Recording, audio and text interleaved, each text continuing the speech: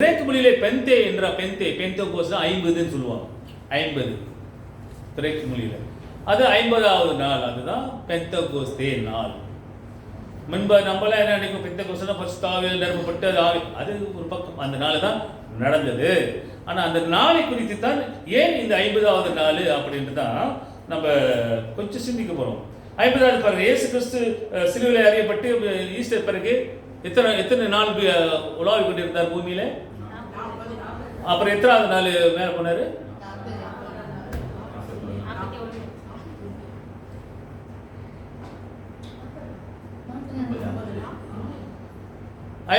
Easter முடிஞ்ச பிறகு 50வது நாள் தான் ஆண்டவர் என்னது வானத்துக்கு எடுத்துக்கொள்ளப்பட்டார்.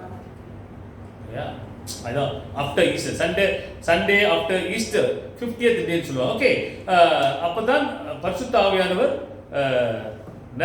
வானத்துக்கு எடுத்துக்கொள்ளப்பட்டு பரிசுத்த ஆவியானவர் நிரப்பப்பட்ட அப்போஸ்தலர் மேலே அந்த நாள். அதுதான் இது பாருங்க. இந்த 50வது நாள் எப்படி கொண்டாடப்படுகிறது என்றால், பெந்தேகோஸ்தே இஸ்ரேல் மக்கள் வனாந்தரத்திலிருந்து எகிப்து தேசத்திலிருந்து கொண்டு வந்து அவங்க காப்பாற்றி அந்த அடிமைத்தனத்திலே அவர்களை இருந்து விடுதலையாக்குவதற்கு ஆக்கின பிறகு அவர்கள் இந்த நாளை குறித்து அவர் கொண்டாடினார்கள். அதான் பஸ்கா பண்டிகை. ஏன்னா ஆண்டவர் காப்பாற்றி கொண்டு வந்தார் அப்படின்னு. அதனால தான் 50வது நாள் அவங்க கொண்டாடும் போது தான் இந்த மக்கள் யார், இந்த இஸ்ரேல்காரங்க என்ன செஞ்சுட்டாங்க, அது அவமானப்படுத்திட்டாங்க. அந்த சீனாய் மலையில் கொண்டு வந்த அந்த நியாய பிரமாணத்தை அவங்க ஏற்றுக்கொள்ளாம அது நிராகரித்த மாதிரி அவர்கள் அதில் இருந்தது. அதுதான் அவமானம். எரேமியாவில் படிக்கிறோம்னா அவமானமாக்கி போட்டார்கள். என்ன அந்த வார்த்தை அந்த டைமில் அது 50வது நாள், அது பஸ்கா பண்டிகை. ஆண்டவர் அவர் காப்பாற்றி கொண்டு வந்ததுக்காக நன்றி வண்ணமாக அது பஸ்கா பண்டிகை கொண்டாடினாங்க. அது 50வது நாள், அதுதான் அது 50. இந்த பெந்தகோஸ்தே இயேசு கிறிஸ்து வானத்துக்கு எடுத்துக்கிட்டு பிறகு ஆவியை நிரப்பப்பட்டது 50வது நாள், அதுதான் 50. 50 புரியுதுங்களா?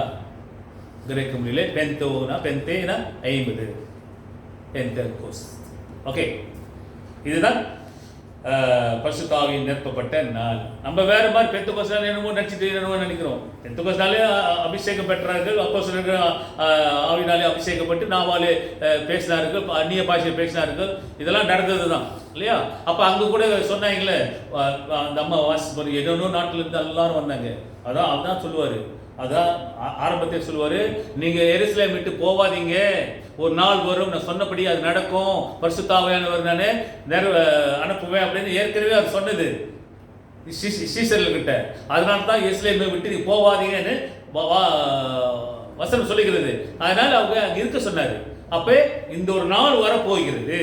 ஏற்கனவே தீர்க்க தரிசனமாக வரைக்கப்பட்ட அந்த பரிசுத்த ஆவியானவர் கொடுக்க போறார் என்பது பழைய புத்தகத்தில், நோவேல் புத்தகத்தில் இதெல்லாம் எழுதப்பட்டிருக்குது. அது நிறைவேற்கும்படியாக தான் இயேசு கிறிஸ்து சீசர்கிட்ட சொல்றாரு, போவாதீங்க அப்படின்னு. அப்ப அதுதான் இது ஊரெல்லாம், எல்லா ஊரும் வெளியிருந்து போனவங்க எல்லாம் இந்த பஸ்கா பண்டிகை கொண்டாட வரும்பொழுதுதான் இதை நடக்கிறது என்பது தெளிவாகிறது. அது பிரிமானவர்களே, இங்க இப்ப நம்ம எடுத்துக்கொள்வோம். யோவான் எழுதின சுவிசேஷம், அப்புறம் அப்போஸ்தலர் 2 நடவடிக்கை, இதெல்லாம் எடுத்து வைத்துக் கொள்ளுங்கள். நான் டக்குன்னு வாசிங்க. ஓகே, டைம் வேஸ்ட் பண்ண வேண்டாம். ஓகே, சாரியா?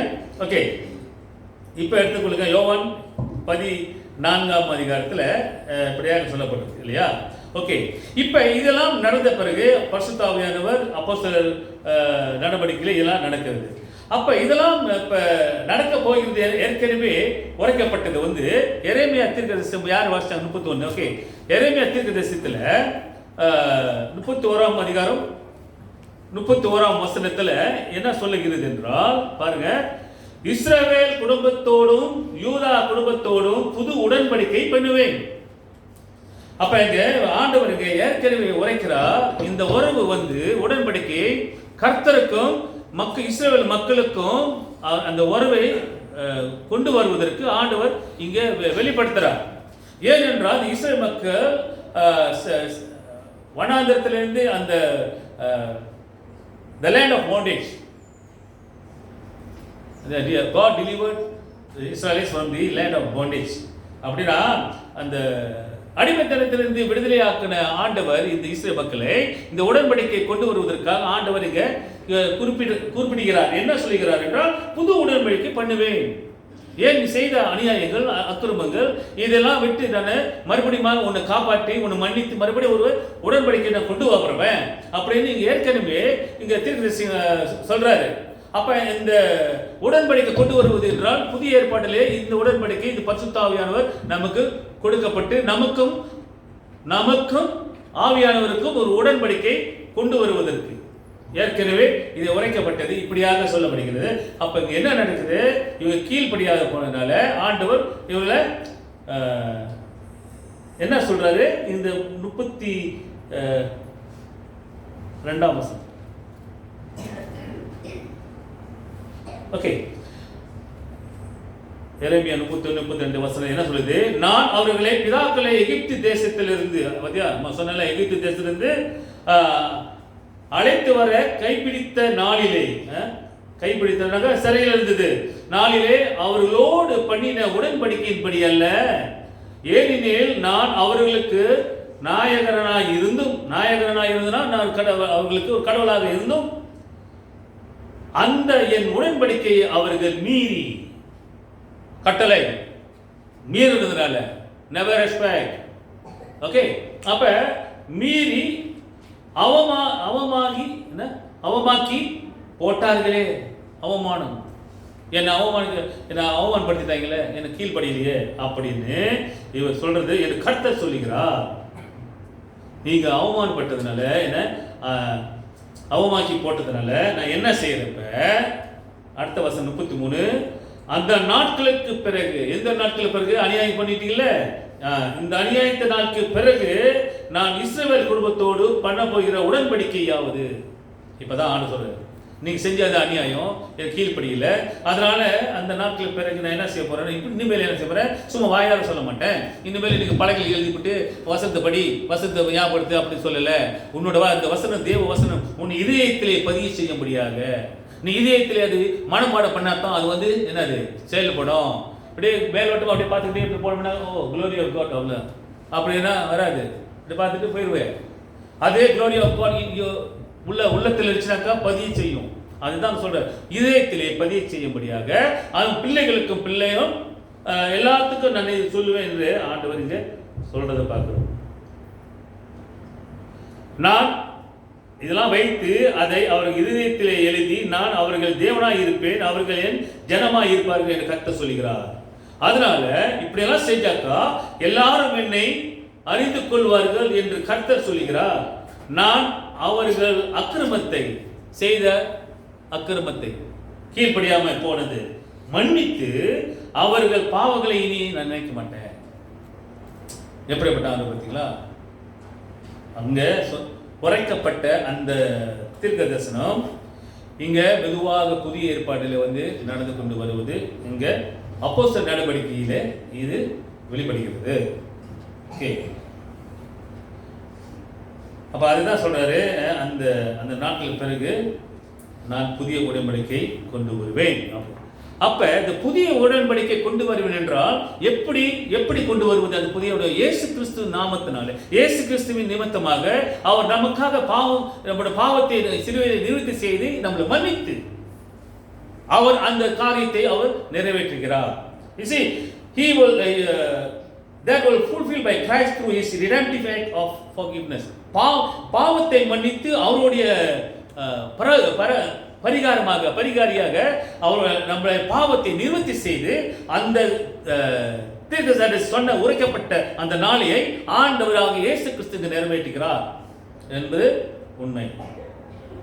அதுதான் இதே வாக்கியம் புதிய ஏற்பாட்டில் நீங்க வாசிக்க வேண்டாம், நானே எடுத்துறேன். எபிரேயர் 10:16-17 எடுத்த வாசிக்கலாம், இல்லை நான் வாசிக்குவேன். 10:16 என்ன சொல்லு? எபிரேயர் 10:60 என்ன சொல்லுது? அந்த நாட்களுக்கு பின்பு நம்ம வாசிச்சல அந்த நாட்களுக்கு பிறகு எரேமியா வாசிச்சார்ல, அந்த நாட்களுக்கு பிறகு நீங்க என்ன நாட்கள்னா அதை நீ செய்த அக்கிரமத்தின் நிமித்தமா அந்த நாட்களுக்கு பிறகு இங்கு மறுபடியும் ஆண்டவர் இங்க புதிய ஏற்பாடு என்ன சொல்கிறார், அந்த நாட்களுக்கு பின்பு நான் அவர்களோடு பண்ணும் உடன்படிக்கையாவது, நான் என்னுடைய பிரமாணங்களை அவர்களுடைய இருதயங்களை வைத்து அவைகளை அவர்களுடைய மனதில் எழுதினேன் என்று கர்த்தர் சொல்லுகிறார் என்பதை உரைத்தது. அப்ப அன்று அவர் சொன்னது இதயத்திலே எழுதுவேன் என்று அந்த எரேமியா தீர்க்கதரிசி சொன்னது இங்கே அவர் நிறைவேற்றி சொல்லுகிறார், நிறைவேறுகிறது. அப்ப உரைத்தது என்று சொல்லுகிறார் என்று என்பதை உரைத்த பின்பு அவருடைய பாவங்களை, அங்க நம்ம வாசில பாவங்களில் மன்னித்து மறைக்கிறார் அப்படின்னு, அவர்களுடைய பாவங்களையும் அவர்களுடைய அக்கிரமங்களையும் நான் இனி நினைப்பதில்லை என்பதை சொல்லுகிறார். பாருங்க, அப்படி இருந்து கூட இஸ்ரவேல் மக்கள் அப்படின்னா அவர் மறக்கிறாரு. மறந்து அவர்களை மறுபடியும் அந்த உடன்படிக்கை ஆண்டவருக்கு நமக்கு உள்ள அந்த உறவை மறுபடியும் கொண்டு வராரு. Is bringing a relationship between the man and Christ. இயேசு கிறிஸ்துக்குள்ள அந்த உறவை நம்மளை கொண்டு வந்து பிதாவோடையும் அது இணைக்கிறார். அது எப்படி அழகா செய்யறாரு ஆண்டவர் பாருங்க. அப்ப எப்படிப்பட்ட ஆண்டவர் மன்னித்து மறக்கிறேன் அப்படிங்கிறாரு. ஆனா நீ என்ன செய்ய, என் வசனத்தின் இதயத்திலே வைத்துக்கொண்டு அது பதிய செய்ய, வாயால் இருக்காரு. அதுதான் உன்னை காப்பாற்றும். என்னோட வார்த்தை தான் ஜீவன் உள்ளது. என்னோட வார்த்தை தான் நடைபெறும் வாழ்க்கையிலே உனக்கு காப்பாற்றப்படும். வேற யாரும் இல்லை. யாருமே கொடுக்க முடியாத சமாதானம், இந்த உலகம் கொடுக்க முடியாத சமாதானம் நான் கொடுக்கல. நான் கொடுக்கிற சமாதானமே நிரந்தரம். அதான் அப்போஸ்தலர் வாசிச்சோம். The peace I give you is permanent, not the peace that one man gives you is temporary. மனிதன் கொடுக்கிற சமாதானம், ஐயா வாங்க போங்க, okay I wish you the best, I wish you best day அப்படி அவ்வளவுதான். நிரந்தரமானது அல்ல. இயேசு கொடுக்கிற சமாதானமும் நிரந்தரமானது, அது நீடித்தது, என்றுமே உள்ளது என்பது ஒவ்வொருத்தருக்கும் இது தெரியும். ஆனா நம்மளுக்கு அது தெரியாத மாதிரி இருக்கிறோமா இல்லையா எனக்கு தெரியாது. ஓகே, அப்ப ஆண்டவர் இங்க எபிரேயர் மூலமா இங்க வெளிப்படுத்துகிறதை பார்க்கிறோம். I will put my laws in their hearts and then their sins I remember no more. பிரியமானவர்களே, இப்படி சொன்ன ஆண்டவர் இப்படிப்பட்ட வார்த்தை இந்த இதயத்திலே நாம கிறிஸ்துவை ஏற்றுக்கொண்டு ஆவியானவரால் நடத்தப்பட்ட படுகிற வாழ்வே தான் புதிய உடன்படிக்கை. That is the covenant of grace. அதாவது கிருபையின் உடன்படிக்கை. கிருபையின் காலத்தில் இருக்கிறோம். அந்த உடன்படிக்கை இயேசு கிறிஸ்துவுமாய் இந்த கிருபையின் உடன்படிக்கை நாம் அனுபவித்துக் கொண்டிருக்கிறோம் என்பதை நாம் புரிந்து கொள்ள வேண்டும். அப்ப இந்த காலம் அப்படியான நல்ல காலமாக இருக்கிறது. இந்த காலத்தை நாம் பிரயோஜனப்படுத்திக் கொள்ள வேண்டும். அதனால தான் இயேசு கிறிஸ்து மூலமாய் இதை நிறைவேற்றின பிறகுதான் அது அப்போஸ்தலர் நடவடிக்கை லூக்கா அழகா எழுதுறாரு. அப்போஸ்தலர் நடவடிக்கையில இதை பரிசுத்த ஆவியானவர் வந்து இதை நிரப்ப போறார் என்று தீர்க்கதரிசனமா சொல்லப்பட்டது. இதை அப்போஸ்தலர் இங்க சொல்லுகிறதை பார்க்கும். 2ஆம் அதிகாரம் இல்லையா, வாசிச்சோம் இல்லையா? 2ஆம் அதிகாரம் 1ல இருந்து அப்படியே அப்ப என்ன, பெந்தெகோஸ்தே என்னும் 2ஆம் அதிகாரம் அப்போஸ்தலர் பெந்தெகோஸ்தே என்னும் நாள் வந்தபோது அவர்கள் எல்லாரும் ஒருமனப்பட்டு ஒரு இடத்தில் வந்தார்கள். ஒரு மனம், அதுதான் சொன்னாரு. அவர் வாசிச்சிங்கல்ல, இந்த ஊர்ல என்னம்மா ஊர்மா, என்னமோ ஊர் நிறைய ஊர் இருந்துச்சாங்க இல்ல, சுத்தி ஆசியா எல்லாம். ஸோ அவர் சொல்றாரு, எருசலேம் விட்டு போவாதீங்க அப்படின்னு. அதுதான் இந்த சொல்லு, ஒருமனப்பட்டு எல்லாரும் வந்தாங்க. பிரியமானவர்களே, இந்த ஒரு மனம் என்னது? இந்த ஒரு மனம் எல்லாருக்கும் இருக்கணும். இந்த ஒரு மனம் கிறிஸ்துக்குள்ளே இருப்பவர்களுக்கு, சகோதர சகோதரிகளுக்கு இந்த ஒரு மனம் இருக்கணும். இந்த ஒரு மனம், இந்த யூனிட்டி இருந்தால் தான் ஆண்டவர் நம்முடைய சத்தத்தை கேட்பார். அதனால தனிப்பட்டவர் தான் கேட்க மாட்டார் சொல்லல. அவருக்கு எல்லாரும் தன்னோட பிள்ளைகள் எல்லாரும் ஒரு மனமா இருக்கணும் என்று தான் இயேசு கிறிஸ்து இஸ்ரேல் ஜெருசலேம் விட்டு போவாதீங்க அப்படின்னு. ஏன்னா அந்த நாள் வர போகிறது. என்ன, பரிசுத்த ஆவியானவர் நிரப்பப்பட போகிற நாள் வரும். ஏற்கனவே நான் உங்களுக்கு சொல்லியிருக்கிறேன், நான் உங்களோடு நான் கொஞ்ச நாளைக்கு தான் இருப்பேன், ரொம்ப நாள் இருக்க மாட்டேன் என்று ஞாபகப்படுத்தி சொல்லிக்கொண்டே தான் இருந்தாரு இல்லையா? அப்ப அவருக்கு புரியல. இன்னைக்கு அப்படித்தானே, எல்லாம் தெரிஞ்சிருக்கும், எல்லாம் புரிஞ்சிருக்கும், ஆனால் புரியாத மாதிரி தானே இருக்கிறோம். சில இடத்துல அறியாத மாதிரி இருக்கிறோம், தெரியாத மாதிரி இருக்கிறோம், தெரிந்தும் தெரியாம. அப்ப பாருங்க, என்ன தெரியாம இருக்கிறனா? எல்லாம் தெரியும், எல்லாம் படிச்சிருக்கும். ஆண்டவர் இருக்கிறார், பரிசுத்த ஆவியானவர் வந்திருக்கிறார், இதெல்லாம் அரசாளுகிறார், நம்ம ஆட்கொள்கிறார், வழி நடத்துகிறார் என்பது எல்லாம் தெரியும் நமக்கு. ஆனா இருந்தாலும் கூட நம்ம ஏன் இன்னும் அந்த பக்குவத்துக்குள்ள இன்னும் வர முடியல? உங்களுக்கு தெரியும் என்ன பக்குவம் என்று.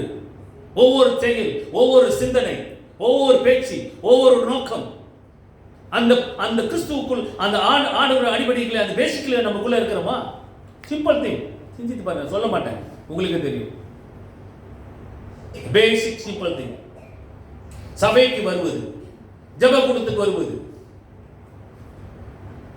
அப்புறம் எங்க பரிசுத்த ஆவியானவர் என்னை அரசாளுகிறார், பரிசுத்த ஆவியானவர் என்னை வழி நடத்துகிறார் என்ற நம்பிக்கையோடு விசுவாசத்தோடு போய் பேசுறோம்.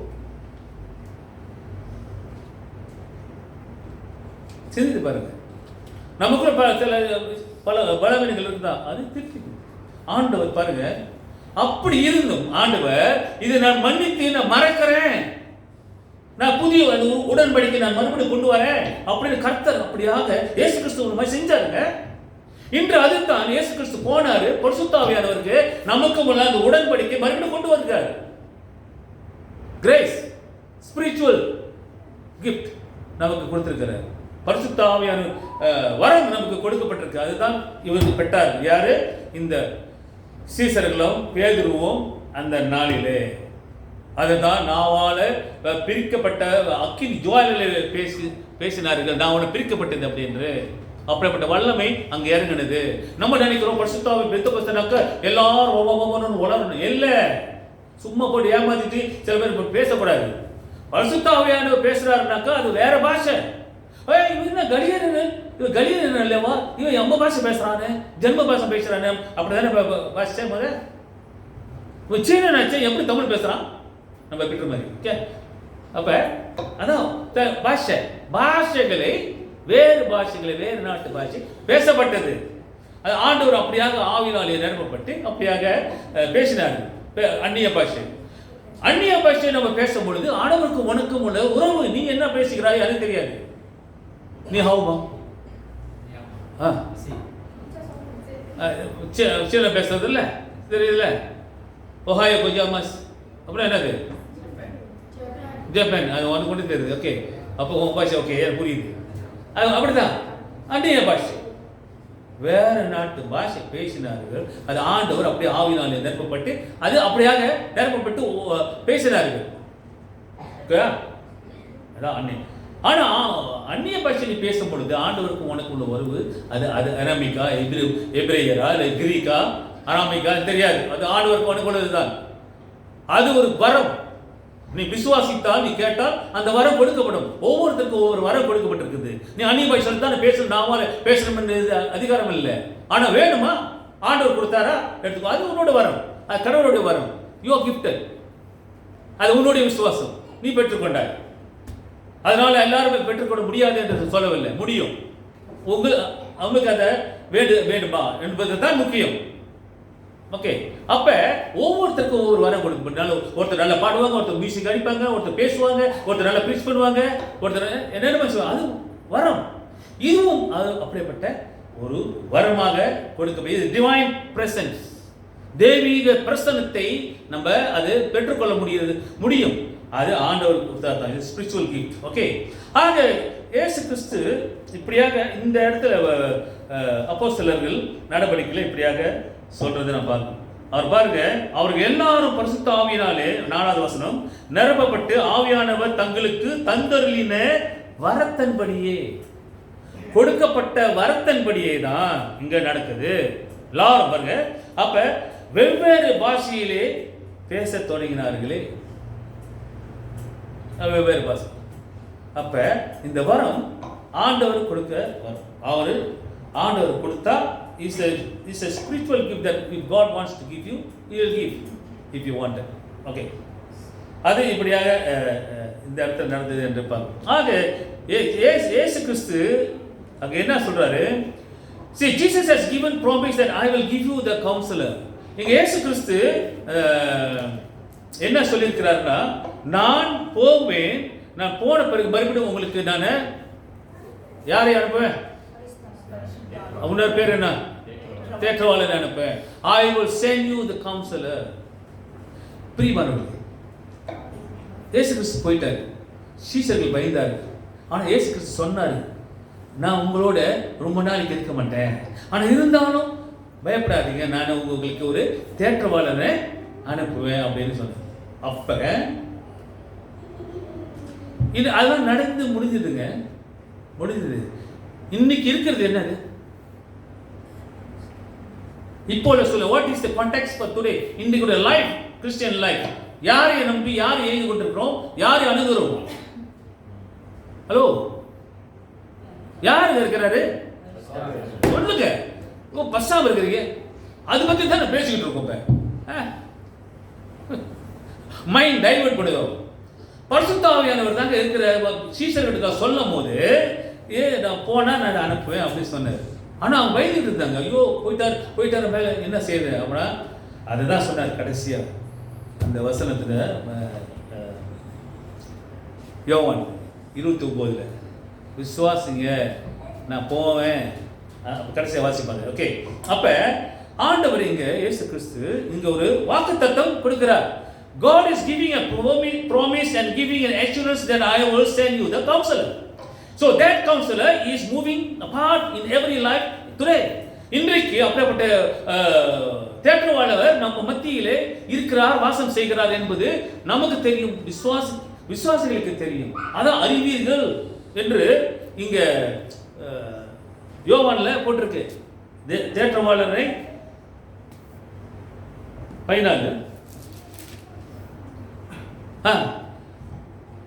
16 வருஷத்தை பார்த்தீங்கன்னா, ஆவியாகிய வேறொரு தேற்றவாளனை அவர் உங்களுக்கு தந்தருளுவார். ஓகே, 14:20 பாருங்க, நான் என் பிதாவிலும் நீங்கள் என்னிலும் நான் உங்களிலும் இருக்கிறதை அந்நாளிலே நீங்கள் அறிவீர்கள். தெரியும், உங்களுக்கு தெரியும் என்பது ஆண்டவருங்க வெளிப்படுத்தி. ஆக பிரியமானவர்களே, இங்க என்ன ஆண்டவர் சொல்லுகிறார்? ஆண்டவர் வாக்குத்தத்தம் ஒரு ஒரு ஒரு சத்திய வாக்கை கொடுக்கிறார். நான் உங்களுக்கு இந்த தேற்றவாளனை கொடுப்பேன் என்று. அதுதான் லூக்காவில் நானே வாசிச்ச நேரம் நீங்கள் எடுக்க முடியாது, கஷ்டம். ஓகே, லூக்கா எடுத்தா ஓகே 24:49, லூக்கா 24:49 எடுத்தா வாசிக்கலாம். என் பிதா வாக்கு தத்தம் பண்ணினதை, யாரு? என் பிதா வாக்கு தத்தம் பண்ணினதை. எப்ப வாக்கு தத்தம் பண்ணினாரு? யோவேல் மூலியமா செஞ்சாரு. அப்போவே எரேமியா மூலியமா செஞ்சாரு அந்த வாக்கு தத்தம். இங்க சொல்றாரு, இங்க யூக்கா என்ன அழகா சொல்றாரு, என் பிதா வாக்கு தத்தம் பண்ணினதை இதோ நான் உங்களுக்கு அனுப்புகிறேன். நிறைவேறுகிறதா? அவர் சொன்ன வாக்கு தத்தம், what God has promised that he will give, he will send, that the Holy Spirit will come to you, the counselor will take care of you, he reminds you and he will teach you என்று ஆண்டவர் இங்க சொன்னது, அந்நாளிலே சொன்னதை இங்க நிறைவேற்றுகிறதா? அப்ப அவர் சொன்னது correct தான். அங்க இப்ப சொல்றாரு, உங்களுக்கு அனுப்புகிறேன். அப்ப நீங்களோ என்ன செய்வீங்க? நீங்களோ உன்னதத்தில் இருந்து வரும் பலனால் தரிக்கப்படும் வரைக்கும் எருசலேமிலே, பத்தியா, எருசலேம் நரகத்தை இருங்க சொன்ன அந்த நாள் வரைக்கும் பரிசுத்த ஆவியானவர் வந்து தரிக்கிறதுக்கு மட்டும் நீங்க எருசலேம் விட்டு போவாதீங்க அப்படின்னு நான் சொன்னல. கரெக்டா இருந்துச்சா? அதுதான் சொன்னார். அதனால தான் அப்போஸ்தலர் நாளில் நடவடிக்கையிலே அந்த ஆவியன் வரும் பொழுது எல்லாரும் ஒருமனப்பட்டு இருந்தார்கள், பரிசுத்த ஆவியின் பலத்தை பெற்றார்கள். அதிலே பேதுரும் அதில் ஒருவர். ஓகே, புரியுதுங்களா? ஆக ஆண்டவர் சொன்ன வாக்கு தத்தம் நிறைவேறுது. அப்ப வாக்கு மாறாத தேவன் சொல்லுகிற ஆண்டவர் இப்படிதான் சொல்றாரு, இப்படிதான் செய்யறானா, ஆண்டவர் கரெக்டா செய்யணும். அது நான் நம்பி விசுவாசித்து நான் போய்கிட்டு இருக்கேன். அப்ப ஆவியானவர் நம்மளை அரசாளிக்கிறார், ஆவியானவர் நம்மோடு இருக்கிறார் என்று நம்பிக்கையும் விசுவாசத்துடனே நம்ம வாழணும். உன்னோ நீங்கள் அறிவீர்கள், நான் அனுப்பப்பட்ட ஆவியானவர் என்பதை நீங்கள் அறிவீர்கள், உங்களோடு இருப்பார், அவர்கள் வழி நடத்துவார், அவர் எல்லாமே செய்வார் என்று வாக்கு தத்தம் சொல்லுகிறது. அப்படி இருக்கும்போது ஏன் நம்ம பயப்படாத பிரியமானவர்களே, ஆண்டவர் இப்படியாக லுக்கால் அப்படியே அந்த வாக்கு தத்தம் பண்ணினது, இதோ உங்களுக்கு அனுப்புகிறேன் என்று அவர் சொன்னார். Okay, what father has promised. பாருங்க, அவரே இயேசு கிறிஸ்து பரலோகத்துக்கு எடுத்துக்கொள்ளப்பட்டாரு. அப்புறம் நான் உங்களுக்கு உதவியாளர் அனுப்புவேன் அப்படின்னு. அது இயேசு சொன்ன வாக்குத்தத்தம் நிறைவேறும். அப்ப இந்த வாக்குத்தத்தம் இருந்துச்சு. இந்த வரப்போகிற ஆவியை குறித்து ஏற்கனவே தீர்க்கதரிசனமாய் எரேமியால சொன்னார் இல்லையா? ஆனா முன்னத்துல யோவேல் எடுத்துங்க. யோவேல் எடுக்க முடிஞ்சா எடுத்துங்க. யோவேல் வந்து ஆமோஸ், டேனியல் இந்த புக்கு பக்கத்தில். ஓகே, யோவேல்ல இது ஏற்கனவே சொல்ல உரைக்கப்பட்டது பாருங்க. ஏன்னா ஆண்டவர் இங்க வெளிப்படுத்துறாரு. நல்ல இந்த இந்த ஆவியானவர் எப்படி செயல்படுகிறார், எப்படி வந்தது, இதெல்லாம் வந்து ஒரு தெளிவாக இங்க எழுதப்பட்டிருக்கு. யோவேல் 2:28 யார் இருந்தால் வாசிக்க. இது மட்டும் நான் வாசிக்க மாட்டேன். யார் எடுக்கிறாங்க பாப்போம் பழைய புத்தகத்தை. அதற்கு பின்பு ஐயோ யாருக்கு அது வாசிக்க. அதற்கு பின்பு நான் மாம்சமான யாவர் மேலும் என் ஆவியை ஊற்றுவேன். நெல்லுங்க. அதற்கு பின்பு, எதற்கு பின்பு? இஸ்ரவேல் மக்கள் ஆண்டவர் அக்கிரமத்தை செய்தார்களே, அது அவமானமா பட்டார்களே ஆண்டவரை. அதுல இருந்து அதற்கு பிறகு ஓகே, அப்பொழுது உங்கள் குமாரரும் உங்கள் குமாரத்திகளும் தீர்க்க தரிசனம் சொல்லுவார்கள். உங்கள் மூப்பர் சொப்பனங்களையும் உங்கள் வாலிபர் தரிசனங்களையும் காண்பார்கள். பாருங்க, உங்க குமாரத்தினும் குமாரத்தி மூப்பர்களும் தரிசனம் சொல்லுவார்கள். இதெல்லாம் பாரு வாக்குத்தத்தம் எப்படி இங்க நிறைவேறுகிறது, எப்படி சொல்லு. அப்ப இப்ப உள்ள நாட்களில் ஏதோ நடந்துதான் வந்திருக்கு. அந்த 4000 வருஷத்துக்கு பிறகு இயேசு கிறிஸ்து பிறகு இது வரையிலும். ஓகே, அடுத்தது ஊழியக்காரர் மேலும். யார் மேலே? நான் என்னை பாஸ்டர் நினைக்கிறீங்க. ஊழியக்காரர் நீங்க மட்டும் ஊழியக்காரங்க இல்லையா? அப்படியே வந்து கேட்டுட்டு அப்படியே போயிடுவேன். கேட்டு நான் போய் எனக்கு ஊழியம் தேவையில்லை, செய்ய மாட்டேன், அப்படியே உட்காந்துருக்குறீங்களா? நீங்களும் சீஷர்கள். அன்று அவர் சீஷர்கள் தான் சொன்னாரு, நீங்களும் சீஷர்கள் தான், நீங்களும் ஊழியக்காரர்கள் தான். உலகம் போய் சகல ஜாதி சீஷரா ஆக்குங்கள் என்று மோசஸ்கா சொன்னாரு. யாருக்கு சொன்னாரு? ஹலோ, உலகம் எங்கு போய் சகல ஜாதிகள் சீஷராக்குங்கள் என்று யாருக்கு சொன்னாரு? அந்த சீஷர் அங்க இருந்த மக்களுக்கு. இன்று உங்களுக்கு எனக்கு தான். ஓகே, வாசிங்க. ஊழியக்காரிகள் மேலும். ஊழியக்காரிகள் அப்புறம் யார் இது? பேய்களா?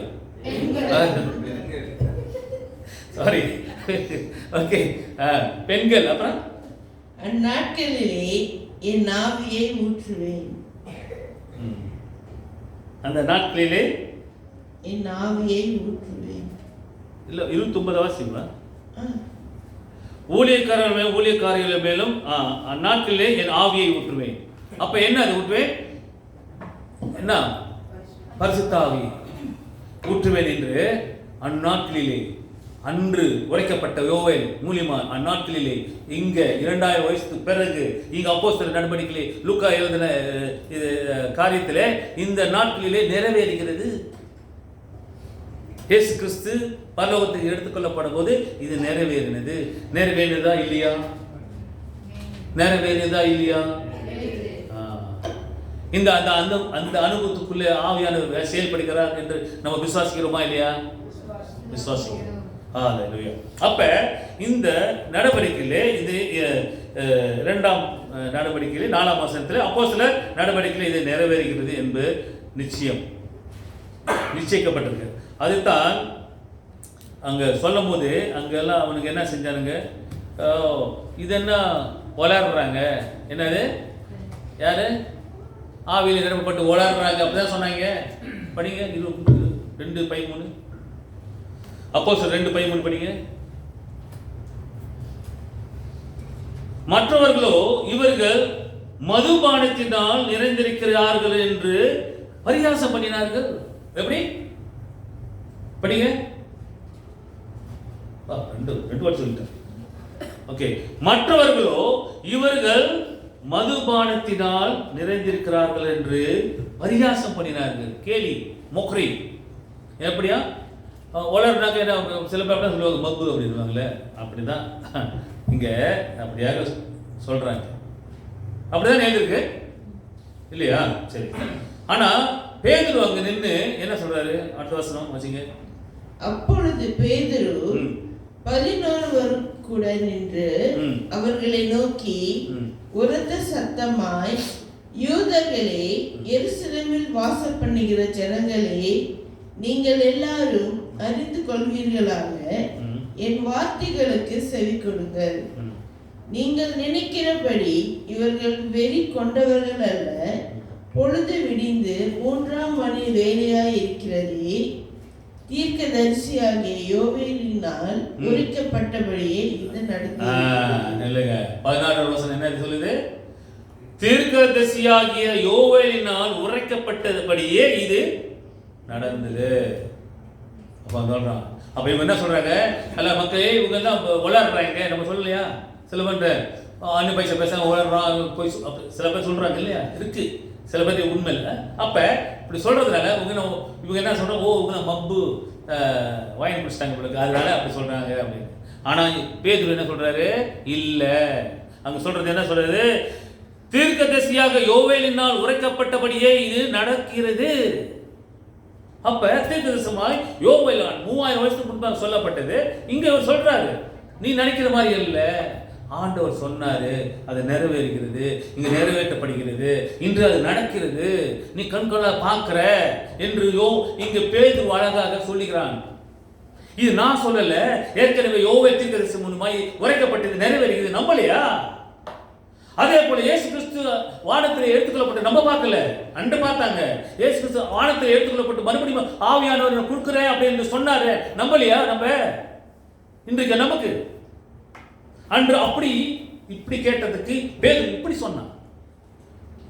இன்று இயேசு கிறிஸ்து வந்துட்டு போயிட்டாரு, பூலோகத்தில் பரிசுத்த ஆவியானவர் கொடுத்துட்டாரு நம்ம சொல்றோம் உரைக்கப்பட்டதுன்னு. இன்னைக்கு நம்ம எப்படி நம்புறோம்? இன்னைக்கு அப்படிதானே சொல்றாங்க. இல்ல, இருக்காது அப்படின்னு சில பேர் அப்படிதான் இருக்கும். உலகம் முடிவு பரியந்தம் வரை இப்படித்தான் மனிதர்கள் இருப்பார்கள். Plus minus, positive negative. ஆக இதெல்லாம் பார்த்துட்டு இருக்கோம். கிறிஸ்துக்குள்ளே இருக்கிற நம்ம பிரிமார்களே, நம்ம இது கடந்த பொருள்களாக இருக்கிறோம். நம்ம ஓடணும். we have to run the race. உலகம் இப்படிதான் இருக்கும், இப்படிதான் சொல்லுவோம். இதுக்கு சொன்னால அவன் மப்பு அப்படின்னு, அந்த மாதிரி தான் 3000 வருஷத்துக்கு முன்னுக்கு சொன்னவன் இப்ப சொல்ல மாட்டான். நவீன காலத்துல எப்படி என்ன நடக்குது? ஆக பிரிமார்கள் இங்க 21 வசனத்துல என்ன சொல்லுது?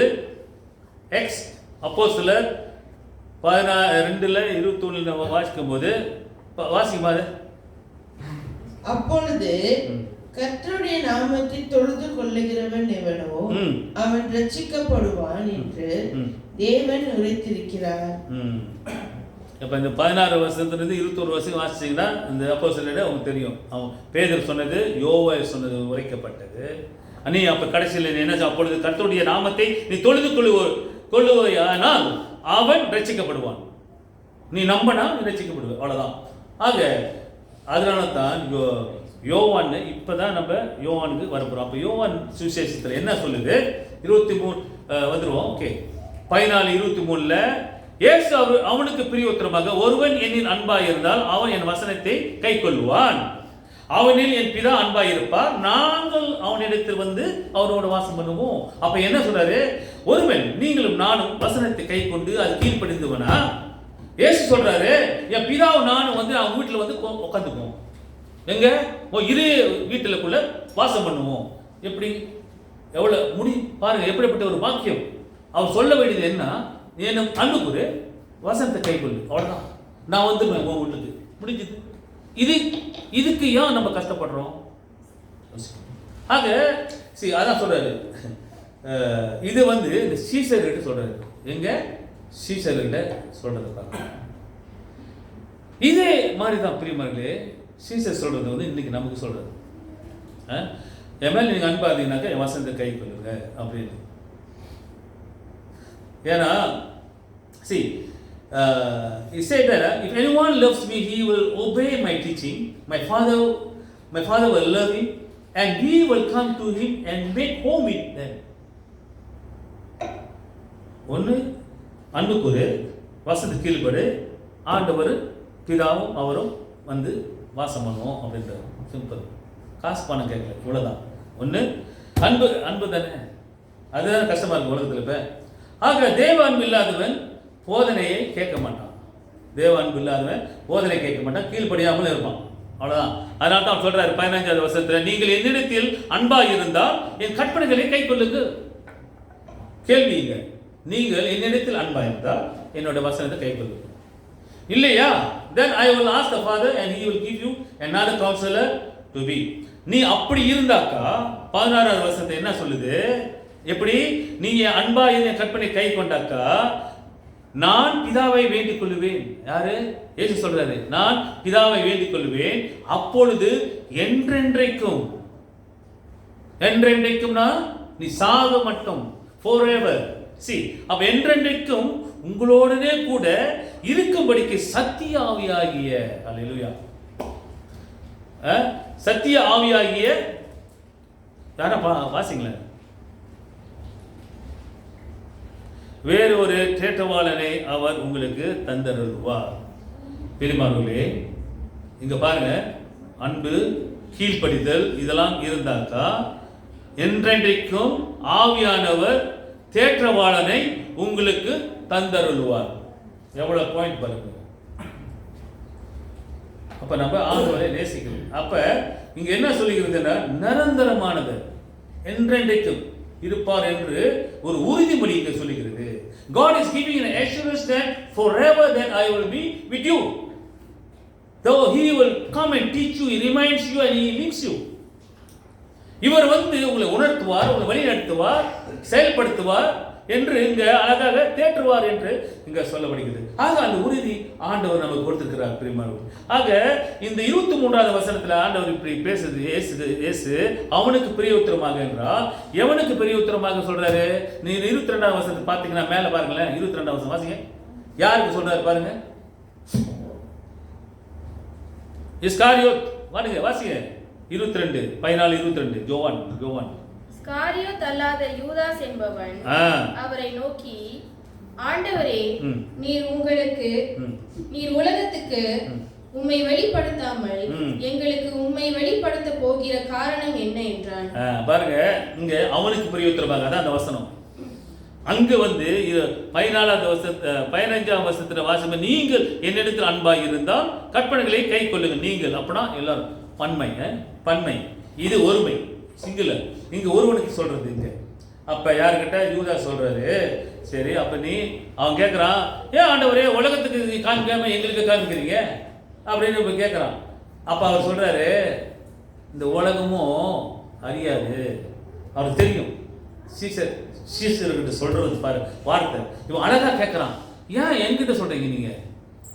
இப்ப நான் சொல்றேன்ல உங்ககிட்ட, ஏன் பாஸ்டர் நீங்க எங்ககிட்ட சொல்றீங்க? நீ வெளியே போய் சொல்லுங்க பாஸ்டர், ஏன் என்கிட்ட பேசுறீங்க? அந்த மாதிரி. ஏன்னா நான் போய் வெளியே பேசலாம், வெளியே உங்களுக்கு சொல்ற மாதிரி வெளியே போய் சொல்ல முடியாது. உங்களை நான் ஏசுற மாதிரி போய் பேச முடியுமா? இங்க இருக்கீங்களா என்னோட மக்கள், எது வேணா பேசுவேன், சிரிப்போம், ஏசுவோம். ஓகே, இது நம்ம மக்கள். இதே வார்த்தையை கொண்டு போயிட்டு டே அப்படி அப்படின்னு கண்ட மாதிரி பேச முடியுமா? நான் வெளியே போடாடுறவன் என்ன கேட்க மாட்டான். ஏன்னா அறியாதவர்கள். அவருக்கு மேல் தப்பு இல்லை. நாம் அறிந்தவர்கள், புரிந்தவர்கள், தெரிந்தவர்கள், தெளிந்த புத்தி உள்ளவர்கள் என்று சொல்லுகிறோம். ஆனால் கடவுளுக்குள்ளே நாம் தெளிந்த புத்தி உள்ளவர்களாக இருக்கிறோமா? ஆக இங்க ஆண்டவருக்கு சொல்லும் போது சொல்றாரு. அப்ப ஆண்டவர் என்ன சொல்றாருன்னா, இவன் கேட்ட கேள்விக்கு ஏன் எங்களுக்கு சொல்றீங்க அப்படின்னு அவர் சொல்றாரு. ஏன் காரணம் என்ன கேட்கும்போது 17வது வசனம் வாசிங்க. 17 உலகம் அந்த சத்திய ஆவியானவரை காணாமலும் அறியாமலும் இருக்கிறபடியால், உலகம் வாசிங்க, உலகம் அந்த சத்திய ஆவியானவரை பரிசுத்த ஆவியானவரை அறியாமலும் இருக்கிறபடியால் அவரை பெற்றுக் கொள்ள மாட்டாது. அவர் உங்களுடனே வாசம் பண்ணி உங்களுக்குள்ளே இருப்பதால் நீங்கள் அவரை அறிவீர்கள். அல்லேலூயா. இங்க பாருங்க, அவர் உங்களுடனே வாசம் பண்ணி, நமக்குள்ள வாசம் பண்ணி உங்களுக்குள்ளே இருப்பதால். அப்ப இங்க positive is giving a positive assurance that God will be dwell in your heart. உன்னிலே இருப்பதால், இருக்கிறதுனால சொல்றாரு. இருப்பாரு அப்படி சொல்றாரு. இருப்பதால் அப்படின்னா அஷூரிட்டி இஸ் தேர். அப்புறம் ஆண்டவர் அங்கு உள்ளத்தில் இருக்கிறார் என்று நிச்சயிக்கப்பட்டிருக்கிறது. இருப்பதால் நீங்கள் என்னது, நீங்கள் அவரை அறிவீர்கள். இன்றைக்கு நம்ம அறிந்து கொள்ள முடியும் பரிசுத்த ஆவியானவர் என்னோடு இருக்கிறார் என்று, இல்லையா என்று. உண்மையா? சோ அப்ப ஆண்டவர் நம்மோடு இருக்கிறார் என்று நம்மளால் அறிந்து கொள்ள முடியும். அதனால தான் அவனுக்கு சொல்றாரு, உலகமும் அறியாதது, அந்த உலகமே தெரியாதது. அதனால தான் இப்படி நீங்க அறிஞ்சிருக்கிறீங்க, நீங்க புரிஞ்சிருக்கீங்க. அப்ப உங்களுக்கு தெரியும் நான் ஆவியானவர் தேட்டவாளர் இருக்கிறேன் அப்படின்ட்டு உங்களுக்கு தெரியும். ஆக இன்றைக்கு பிரிமா நமக்கு அது தெரியும். ஆக அதனால சொல்றாரு, இந்த உலகமே அது இதை ஏற்றுக்கொள்ளாது.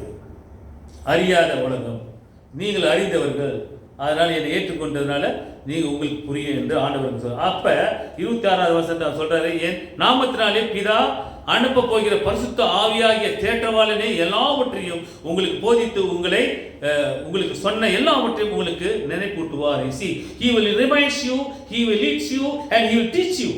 That's what the Holy Spirit's work.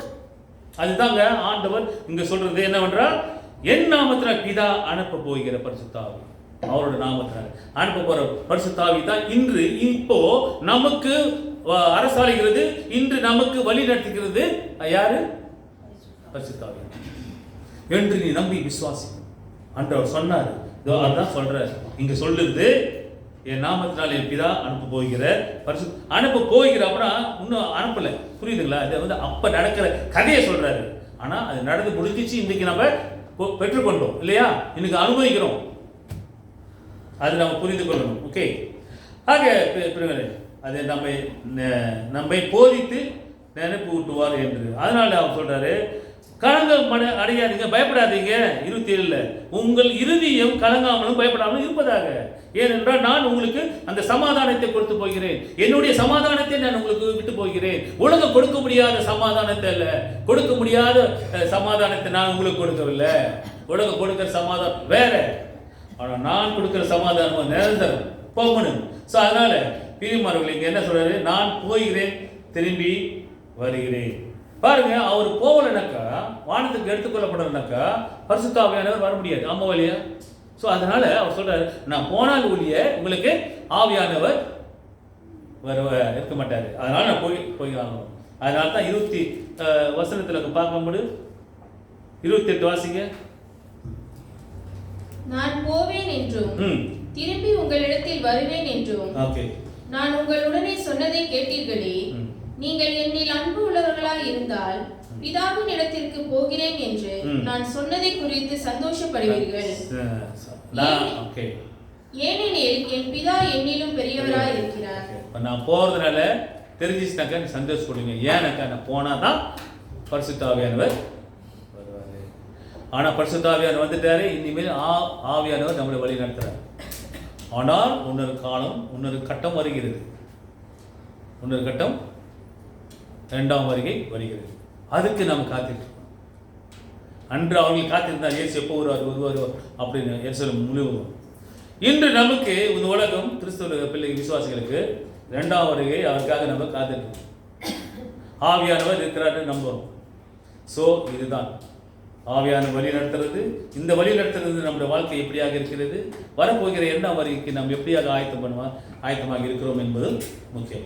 ஆக பிரிப்பார்கள் ஆண்டவருக்கு என்ன சொல்கிறார், அப்ப நான் போனால் ஒழிய இந்த பரிசுத்த ஆவியானவர் தேற்றவாளர் அனுபவம். அவர் வந்தாராக்கா அவர் நம்மளை தேற்றுவார், நம்மளை பாதுகாப்பார். He will guide, he will with us. அவர் நம்மோடு இருப்பார், அவர் போதிப்பார், நம்மளை நினைப்பு ஊட்டுவார். He reminds us. ஆக முடிவாக பிரிவாரு. See, God promised and fulfill that is that He says that He will give another counselor forever. Okay. ஆண்டவருடைய திட்டம் என்னவென்றால், ஆண்டவருடைய வாக்குத்தத்தம் சொன்னது என்னவென்றால், நான் உங்களுக்கு ஒரு தேற்றவாளரை நிரந்தரமாக நான் உங்களுக்கு கொடுத்துட்டு போவேன் என்று அவர் சொன்ன வாக்குத்தத்தம் அது நிறைவேறுது. 2வது, He assumes we won't be alone. அப்படின்னா அவர் என்ன சொல்றாருனாக்கா, நான் உங்களை தனியாக அனாதியாக நான் விட்டு போவதில்லை, நான் சொன்னது உங்களுக்கு எப்போது நான் கூட இருப்பேன் என்று ஒரு வாக்குத்தத்தம் சொன்னது. அது மட்டுமல்ல, உங்களுக்கு சமாதானத்தை நான் கொண்டு விட்டு போகிறேன். ஆக ஆண்டவர் இப்படி சொன்ன வாக்குத்தத்தம் இது நமக்கு ஒரு நம்பிக்கை ஏற்படுது, நம்ம வாழ்க்கைக்கு ஒரு நம்பிக்கை கொடுக்குது பிரியமானவர்களே. ஏனென்றால் ஆண்டவர் சமாதானமும் ஆண்டவர் நம்மோடு இருக்கிறார் என்ற ஒரு வாக்குத்தத்தமும், அவர் இந்த பரிசுத்த ஆவியானவர் நம்மோடு இருப்பார், நிரந்தரமாக இருப்பார் என்று அந்த ஒரு நம்பிக்கை நமக்கு கொடுக்கப்பட்டது. அந்த நம்பிக்கையின் பாத்திரமாக நம்ம செயல்படும்போது ஆண்டவர் கண்டிப்பாக பிரியமான விசுவாசத்தோடு நம்ம வாழ்ந்தோம்னா கண்டிப்பாக ஆண்டவர் நம்மளை ஆசீர்வதிப்பார். இந்த டிசைபிள்ஸ்க்கு இந்த சீஷருக்கு சொன்னது, not only the disciples but to all who love him. அவர் சொன்னது அன்றைய அது சீஷர்கள் மட்டுமல்ல, யாரெல்லாம் அவர் மீது அன்பு வைத்து விசுவாசித்து அவர் மேல நம்பிக்கையோடு இருக்கிறார்களோ கண்டிப்பாக ஆண்டவர் அனுகிரகம் அந்த ஆவியான பலம் நமக்குள்ள இருக்கும். இந்த சீஷர்கள்லாம் பயந்தார் சொன்னோம், ஏசு சொல்லுவோம், ஐயோ நான் என்ன செய்வேன், அந்த பயம் நமக்கு இருக்கும். ஐயோ நான் என்ன செய்ய போறேன், எனக்கு யாரும் இல்லையே. அந்த இயேசு நேராக பார்த்தாங்க, நீங்கள் இயேசு நேராக பார்க்கலையா, ஆவியானவர் உலாவு கொண்டிருக்கிறார் எங்கே, அப்படி தேடுறோம் இல்லையா. உண்மையா பொய்யா இல்லையா, நான் அவநம்பிக்கை இதெல்லாம் வரும், இப்படிப்பட்ட பயங்கள் வரும். அன்று அவங்க நேரடியாக பார்த்து பயந்தார்கள். இன்று நம்ம பார்க்காமே பயப்படுறோம். ஓகேயா, நம்ம பார்க்கல, ஆனால் நம்ம விசுவாசிக்கிறோம். ஆனால் இயேசு கிறிஸ்து அந்த வானத்துக்கு எடுத்துக்கொள்ளப்பட்டது அது எல்லாத்துக்கும் தெரியும். இன்று சத்தியம் சொல்லுது. இன்றைக்கு நம்ம செய்ய வேண்டியது என்னன்னாக்கா, துறைசி இன்னைக்கு நமக்கு அந்த பயம் போயிடுச்சு. ஏன்னா தேவனுடைய வாக்குல வசனத்தில் நம்புறோம் இல்லையா, அதுதான் நமக்கு நம்பிக்கை, அதான் ஒரு ஹோப். இதை வைத்து தான் நம்ம பிரிமானங்களே ஆவியானவர் இந்த தேற்றவர் நம்மோடு இருக்கிறார் என்றும், நம்மளை பாதுகாக்கிறார் என்றும், நம்மளை நினைப்பு ஊட்டுகிறார் என்றும், நம்மளை வழி நடத்துகிறார் என்றும் விசுவாசமே நம்மளை ஜெயத்தை கொடுக்கும். ஆகதான் நம்ம வார்த்தை நம்பி விசுவாசத்தை நம்ம சென்றோம்னா கர்த்தருடைய அனுகிரகம் ஆசீர்வாதம் நம்மளை எப்போதும் பாதுகாக்கும். கர்த்தர் தாமே உங்களை ஆசீர்வதித்து காப்பாராங்க. ஆமாம், ஒரு பாடலை பாடி நாம் காணிக்கை செலுத்துவோம்.